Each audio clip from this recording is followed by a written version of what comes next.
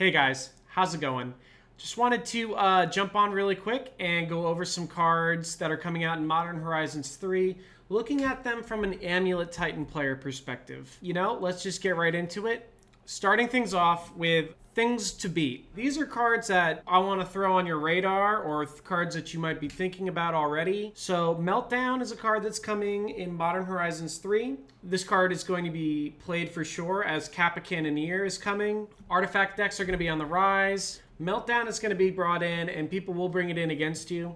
I don't want you to worry about this card too much. It's pretty mana inefficient at dealing with a single amulet. And in post-board games, we have cards like Spelunking, and we're actually leaning on Amulet a lot less. So I'm not worried about Meltdown, even though you might be. Moving on to our next card here, Winter Moon. This is a card that everyone was freaking out about. When our lands enter, they're making like 2, 4, sometimes even 6 mana right away. And then we're kind of just going off right there. So the Winter Moon actually hurts the non-Amulet deck a lot more than it does hurt the Amulet deck. So don't worry so much about this one. The most impactful card I think we'll be seeing across the other side of the table, Harbinger of the Seas. Initially, I was freaking out about this card. Everyone was freaking out about this card. But after thinking about it a little bit more, I don't actually think it's going to be that big of a deal because we actually like blue mana in our deck. We can transmute Teleria West to find cards like Basic Forest. And that is going to be a play pattern that will line up really well against this card. Dismember is still good against this card. Making our stuff blue is fine, and cutting them off on Holy Heat, it's not an issue. Magus of the Moon is still better against us. Let's move on to the next tier of cards here. These are cards that are just not green. There's kind of a meme in the Amulet community that whenever a green rare is spoiled, everyone automatically thinks it's playable. But these cards aren't even green, and I'm seeing a lot of people talking about them, so I figured I'd bring them up here. Sowing Mycospawn, 4 mana, get a land. Not bad. Or kick it, and then you exile a land. This isn't green, so we can't get it with Summoner's Pact. That is a really big deal. I don't think this effect is quite strong enough to make it into our deck, given the fact that we can't tutor for it.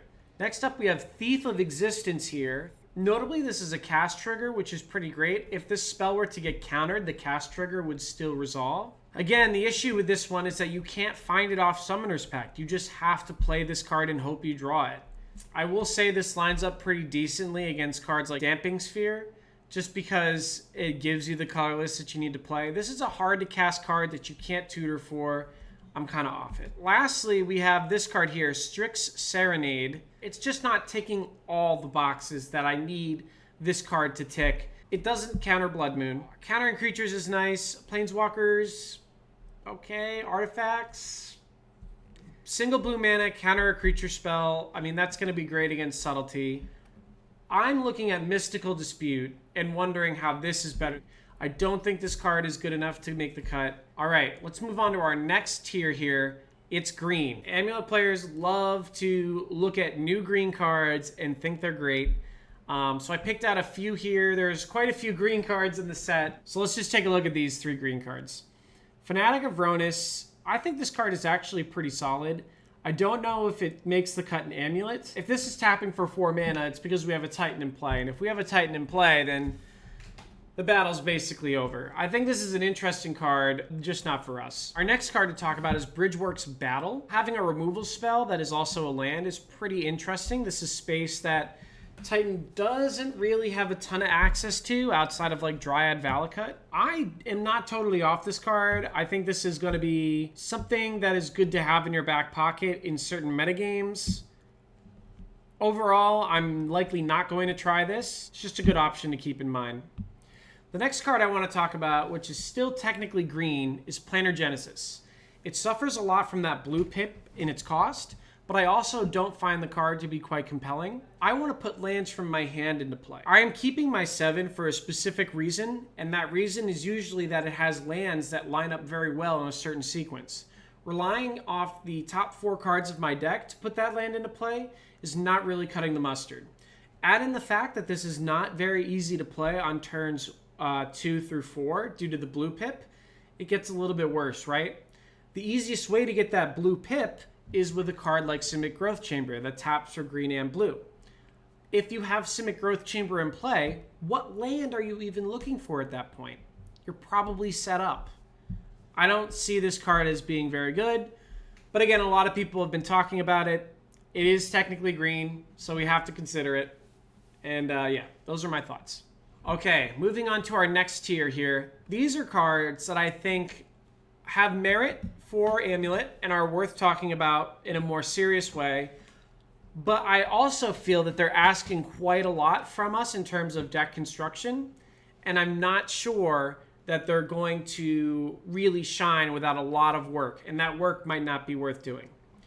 The first one I want to talk about is Arena of Glory. Apologies for the picture. This hasn't been officially spoiled. I will wait to post this after it is officially spoiled, but I wanted to record this now. The problem with this haste land, though, is that you have to cast the creature. That means that Titan cannot find this off of its enter the battlefield effect and give itself haste afterward. You have to cast the Titan with the land. That's going to be really hard because you have to find it beforehand, and then you have to have the red source. Now, the upside to playing this land is that it enables single amulet kill lines because you don't have to get a haste land off the ETB. You can instead get something that enables you to deal more damage. Now, that is interesting, right? That is something that is pretty good. But is the juice worth the squeeze? I don't think that this card cuts it in the deck because you have to really put a lot of effort in to get that land into play on time. But it is worth mentioning that it does enable a single amulet kill line. I don't have a lot of faith in it, but it is worth talking about. The next card I want to talk about, and this might be kind of a hot take, putting it this low on a tier list, Flare of Cultivation. The problem is that you have to sacrifice a non-token green creature, and Titan does not have a ton of non-token green creatures running around.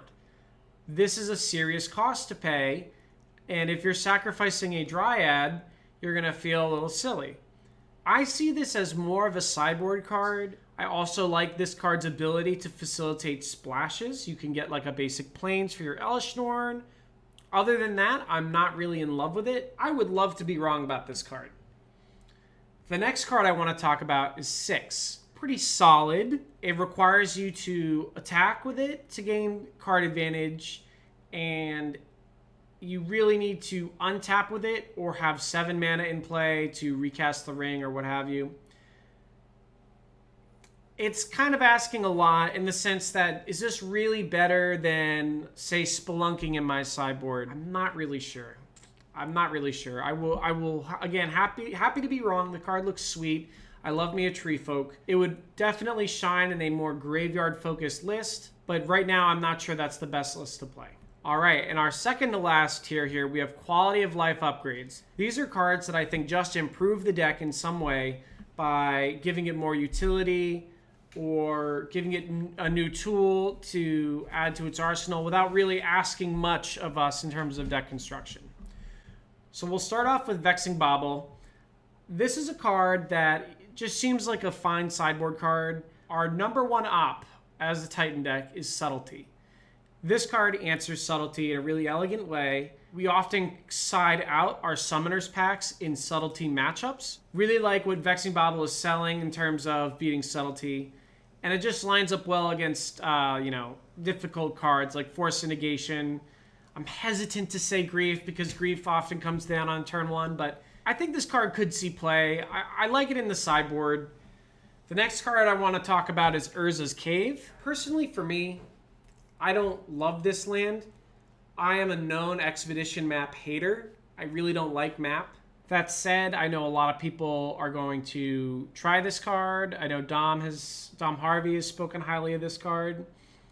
It's some serious utility. I'm not a huge fan of these effects. I probably won't give this card much time, but I'm kind of crazy like that. I just don't like map at all. Personally, I'm not a fan. The last card to talk about in this tier is Disciple of Freyles. This is a 6-mana 3/3, but notably on the backside, it is a land that enters tapped or untapped if you pay 3 life. People were losing it on this card because you can pact for it, a pactable green source. I don't find a single untapped green source as my bottleneck. My bottleneck is typically a bounce land or an amulet. This is not a bounce land or an amulet. So I don't really find this adding a ton of utility. There are more green sources now than there have been in the past, so a pactable green source doesn't really appeal to me. It is interesting though. It's probably good. It probably improves the deck if you can fit it in. You should consider it. I personally don't think it'll have a huge impact, but it is a quality of life upgrade that you should know about. All right. For our final tier here, these are the most exciting cards. I think these are the cards that are seriously going to see play in our deck, and they're actually going to improve the deck in a meaningful way outside of just being a quality of life upgrade. The first card I want to talk about is Springheart Nantuko. This card opens up a ton of possibilities. If you enchant an Arboreal Grazer and play a bounce land with an amulet on the battlefield, you can make infinite Arboreal Grazers. You can do the same thing with a Dryad. With a Titan, you can make like 30 Titans. It's just unreal how high the ceiling goes on this card. I'm really happy to see a card like this entering the format because it just throws the entire archetype on its head. I've even thought, like, what's the cut for this card? Do we cut Titans even? Is this just like... Is infinite 2/4 Dryads costing very little mana more effective than hoping for a double Amulet Titan draw? Like, this just opens up so many options, and it's just such a versatile high floor card in our deck. I'm really excited to see what this card can do. All right, the last card I want to talk about, and the card I personally think is the best addition to our deck, is Shifting Woodland. Shifting Woodland, it's a land. Checkbox. It taps for green. Double checkbox. It has Delirium. Don't worry about it. We're playing artifacts. We're playing enchantments. We're playing sorceries. We're playing instants. We're playing creatures. We're going to get Delirium. Don't worry. This can be the Titan that they just killed. This is huge in my mind. There are so many lines where you just don't go for the kill because you need to play around removal. And that line is almost always Simic Growth Chamber, Teleria West. This costs 3 mana to do, and it gets you a Pact. And Pact can open up a myriad of issues because you have to pay the 4. That's a tempo loss. What if they blah, blah, blah. This card doesn't require you to do that. You get Shifting Woodland and any other land that you want. If they kill the Titan, you untap and Shifting Woodland becomes the Titan. You're doing what you need to do. If they don't kill the Titan, you just have the Titan. It really solves the removal problem in a new way that I think is really interesting. That's one example of the card. Another example is you just get to have Ring that never damages you. Amazing. Another example, you have Valakuts in play. They kill your Dryad in response to the triggers. Still in response to the triggers, you make Shifting Woodland a copy of Dryad. Now your triggers are still doing the damage. Just make sure you have enough lands in play. This card adds so much utility to the deck and lets it grind so well by just making our opponent's removal less effective.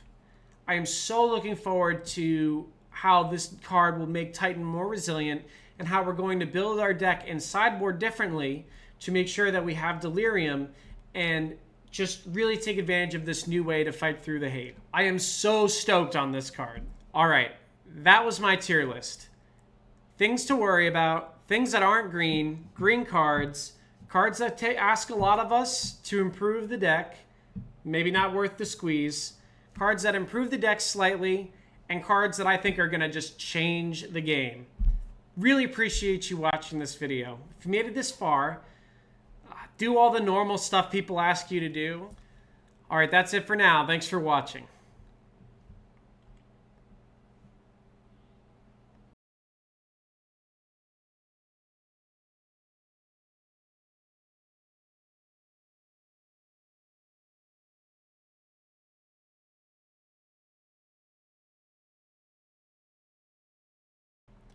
I am so stoked. Whoa. I am so stoked. I'm getting the hiccups.